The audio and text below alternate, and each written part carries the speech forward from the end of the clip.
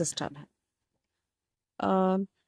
Number system में सबसे पहले आप प्यूपल टीचर्स एक्टिविटी, अच्छा जैसे मैंने पहले भी ये बात बताई थी आपको कि कोई भी स्किल अपने आप में पूरी तरह से ऑपरेट नहीं होती, उसमें कोई ना कोई स्किल मिली हुई होती है।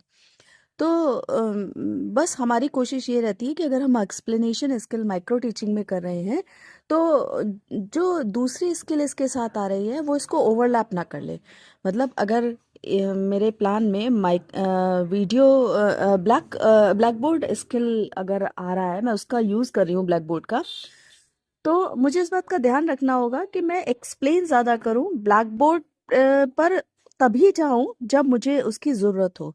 या अगर मैं ऑडियो विजुअल एड्स के थ्रू दिखा रही हूँ, मैं चार्ट के थ्रू अगर कोई चीज़ दे समझा रही हूँ, तो मैं कोशिश ये करूँ कि मैं चार्ट का प्रयोग करते समय अपनी बात को एक्सप्लेन ज़्यादा करूँ। सो इसमें सबसे पहले नंबर सिस्टम में जो एक्सप्लेन करना है वो हम एक्सप्लेन करेंगे नंबर लाइन के ऊपर कि बच्चों से ये बोलेंगे कि अगर आप किसी नंबर लाइन पर अगर चलना शुरू करोगे और आप 1 2 3 से शुरू करो, तो एक बैग में सारे नंबर्स कलेक्ट करते जाओ। तो जब 1 2 3 से करोगे तो एक बैग में 1 2 3 4 5 ये सारे नंबर्स आप कलेक्ट करोगे। और तो जो ये सिंबल है, ये सारा सिंबल प्राकृतिक संख्याएं कहलाती है, यानी नेचुरल नंबर्स कहलाते हैं। फिर जब आप आगे बढ़ोगे, फिर आप टर्न बैक करो और इसके बाद आप अगर ज़ीरो, सबसे पहले ज़ीरो उठाओ, तो ज़ीरो उठाते ही जो इस बैग में आपके नंबर्स, टोटल नंबर्स आ जाएंगे, वो होल नंबर्स आ जाएंगे, जिसको हम डब्लू से डिनोट करते हैं। फिर उसके बाद इसमें अगर आप आगे चलोगे तो आपके पास नेगेटिव संख्याएं आएंगी, जो कि ऋणात्मक संख्याएं आएंगी, जिसको कि हम इंटीजर्स कहते हैं। अब ये ऋणात्मक और जो धनात्मक होती हैं, +1 +2 +3, तो ये संख्याओं को जब हम मिलाते हैं तो वो जेड कहलाता है। उसका जो सिंबल होता है वो जेड कहलाता है, यानी इंटीजर्स कहलाते हैं। और वो जेड होता है, दो तरीके के होते हैं, negative integers and positive integers. फिर उसके बाद हमने और थोड़ा आगे चले और उनको बोला कि अब आप माइनस वाले जब 1/2 1/4 ऐसे कलेक्ट करोगी, तो ये आपके रेशनल नंबर्स कहलाते हैं, है ना। 1/2 और -1/2 +1/2, इस तरह के। फिर हमने उनको रियल नंबर्स के बारे में बताया कि इरेशनल नंबर और रेशनल नंबर, इन सबको मिला के जो नंबर्स बनता है वो सारे वो हमारे रियल नंबर्स कहलाते हैं। तो ये इस तरीके से हम इसको एक्सप्लेन करेंगे नंबर सिस्टम को। अब जो हमने दूसरी लेसन प्लान बनाया है प्रोबेबिलिटी पे, उसमें हमने बताया कि हमारी डे टू डे लाइफ में हम कुछ प्रोबेबली कोई चीज़ लेते हैं, है ना, हम डाउट करते हैं। जैसे शायद आज बारिश हो जाए, शायद वो उसमें जो है शायद ही पास हो, मुझे मुझे डाउट है कि वो शायद ही पास हो, या वो शायद ही यहाँ आए, है ना। तो जब हम प्रोबेबिलिटी की बात करते हैं तो मैथ्स में हम किसी भी चीज़ के होने की संभावना, प्रोबेबिलिटी को भी हम दर्शा सकते हैं। हमें इस तरीके से इसको एक्सप्लेन करना है, और उसके लिए हमने डायस की हेल्प ली। जो भी चीज़ हम एक्सप्लेन करेंगे वो यहाँ पे लिख देंगे, है ना, पीपल टीचर एक्टिविटीज़ में प्लान बनाते समय। फिर अच्छा एक बात ध्यान रखिएगा, ये जो प्लान मैं बना रही हूँ ये अप टू डेट प्लान नहीं है, ये सिर्फ आपको कंटेंट दिया जा रहा है। जो बनाने का तरीका है वो मैं पहले पिछले वीडियो में दे चुकी हूँ। और दूसरी बात, टैलेंटेड टीचर्स हैं आपके पास, आप अपने इस संबंधित टीचर्स से ज़रूर डिस्कस कर लीजिएगा कि कौन सा परफॉर्मे में हमें माइक्रो प्लान बनाने हैं। अब इसमें हमने क्या किया कि प्रोबेबिलिटी हमने देखी। प्रोबेबिलिटी किस तरह से देखी जाती है कि मान लीजिए एक डाइस, एक जो पासा होता है, उसको हमने उछाला, तो या तो उसमें हेड आएगा या टेल आएगा, है ना।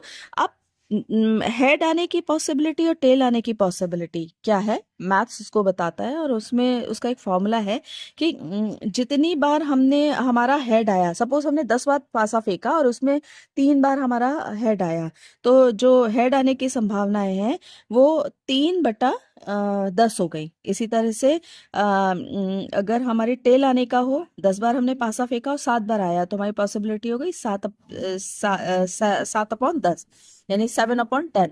यानी हम जो हैं, या हम वन में से एक अगर हमारा निकल जाता है तो वन में से हम दूसरा माइनस करके निकाल सकते हैं। तो एक्सप्लेन कर देंगे। प्रोबेबिलिटी एक ऐसा चैप्टर है जिस पर एक्सप्लेनेशन स्किल बहुत बढ़िया काम करता है। जो तीसरा लेसन प्लान है वो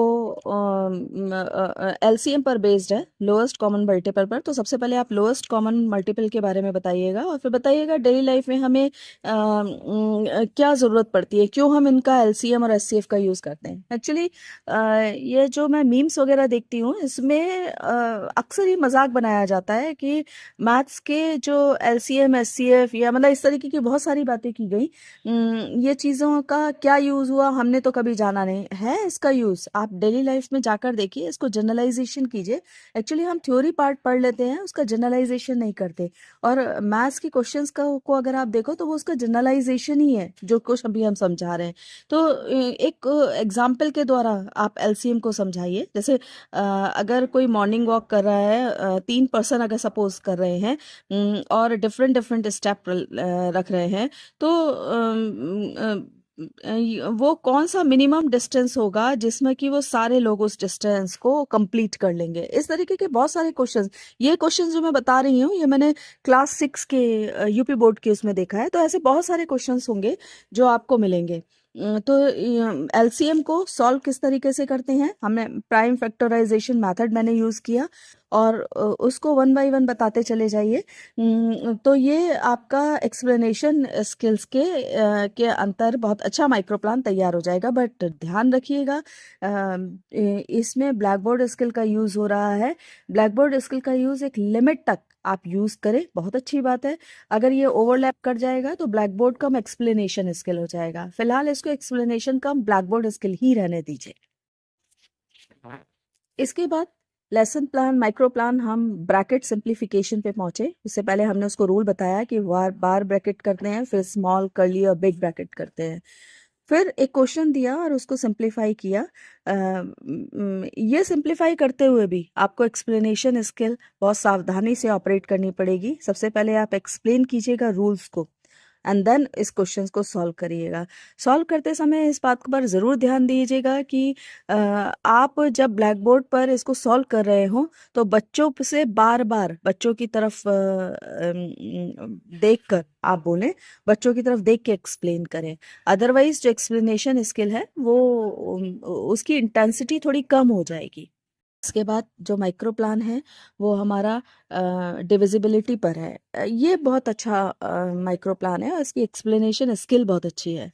क्लास 6 का ये करिकुलम में है, सिलेबस में है और एनसीईआरटी के बुक में दिया हुआ है। आपका 2 से 3 से 4 से 5 से 10 से और 6 से किस तरह से मल्टीपल करते हैं उसके बारे में बताया गया है। इवन 7, 8 और 9 का भी बताया गया है, बट इसमें काफ़ी समय लग रहा है, 3 मिनट से ज़्यादा हो रहा था, इसलिए मैंने केवल 6 तक लिया है। सो 10th और 5 का तो बहुत आसान है कि पीछे 0 आ जाए तो आपका जो इकाई है या वंश है वो 0 आ जाए तो आप 10 से वो डिवाइड हो जाएगा। 5 में अगर वंश में 5 आता है या 0 आता है किसी भी नंबर में तो वो डिवाइड हो जाएगा। 2 में अगर वंश में इकाई में 2 का टेबल आता है, 2, 4, 6, 8 या 0 तो वो 2 से डिवाइड हो जाएगा। 3 में अगर सारी संख्या को जोड़ दिया जाए तो और उसको 3 से अगर वो पूरा पूरा जा रहा है तो आप समझ लीजिए कि वो 3 से डिवाइड हो जाएगा। 4 से जब 2 डिजिट लास्ट की यानी वंस और टेंस को आप देख लीजिए, अगर वो 4 के टेबल में आ रही हैं तो आप समझ लीजिए वो 4 से डिविजिबल है। फिर उसके बाद 6 में है कि अगर कोई संख्या का वंश 2 से भी जा रहा है और वो संख्या 3 से भी जा रही है तो आप समझ लीजिए कि वो 6 से भी जाएगी। तो ये इसका एक्सप्लेनेशन स्किल में बहुत अच्छा ये प्लान बनेगा। इस प्लान को बना के देखिए। इसके बाद लास्ट एक्सप्लेनेशन स्किल में कर्व के बारे में है। क्लास 6 का भी सिलेबस में है ये और इसमें कर्व को बहुत अच्छे से उन्होंने समझाया है। एक तो कर्व का मतलब है जो स्ट्रेट ना हो, है ना, बहुत सारी चीज़ें दी हुई थी उसमें कहा था चूज द कर्व, तो जो स्ट्रेट नहीं है वो कर्व है। फिर कर्व की उन्होंने वैरायटी दी, सिंपल कर्व जो कि क्रॉस नहीं होता, जो क्रॉस हो जाए वो क्रॉस कर्व और जो खुला हुआ है वो ओपन कर्व और जो एक दूसरे को जो एक क्लोज हो जाए, जो बंद हो जाए, एक दूसरे से सिरे मिल जाए, वो क्लोज्ड कर्व है। फिगर दिखा दी और उसके बाद बच्चों से चूज बच्चों को उसको एक्सप्लेन करके बता दिया कि अगर ये फिगर अगर ओपन है तो वो ओपन क्यों है, क्लोज है तो वो क्लोज क्यों है। आई होप कि इस पे भी एक्सप्लेनेशन स्किल बहुत बेहतरीन बनकर आएगी। ये टॉपिक भी लेकर देखिएगा अपने माइक्रो टीचिंग जब आपकी हो रही है। उम्मीद है आपको ये वीडियो पसंद आया होगा। अगर वीडियो पसंद आया तो लाइक कीजिए, सब्सक्राइब कीजिए और अपना एक प्यारा सा कमेंट डालिए। अगर कोई भी परेशानी है तो मुझे कॉल करिए और या फिर ईमेल पर अपना मैसेज डालिए। पर्टिकुलरली जो मैथ्स के बीएड के टीचर्स हैं, मैं उनसे रिक्वेस्ट करूंगी कि अगर वो कुछ सजेशन दे सकते हैं मुझे तो उनका हमेशा से वेलकम है। वैसे तो मैं स्टूडेंट से इसे ये ज़रूर अनुरोध करूंगी कि वो अपनी क्लास में ज़रूर जाए, क्योंकि ऑलमोस्ट सभी कॉलेजेस में बहुत ही क्वालिफाइड टीचर्स हैं जो आपको पढ़ाना चाहते हैं। वो जानना चाहते हैं कि आप किस तरीके से आगे की जनरेशन को पढ़ाओगे। सो उनसे डिस्कस जरूर कीजिए। अगर वो कंटेंट में परिवर्तन करना चाहते हैं और वो इससे भी अच्छा अगर कंटेंट देना चाह रहे हैं तो खुशी खुशी उसको एक्सेप्ट कीजिए। आपके सुझावों का हमेशा ही स्वागत है। Thank you very much.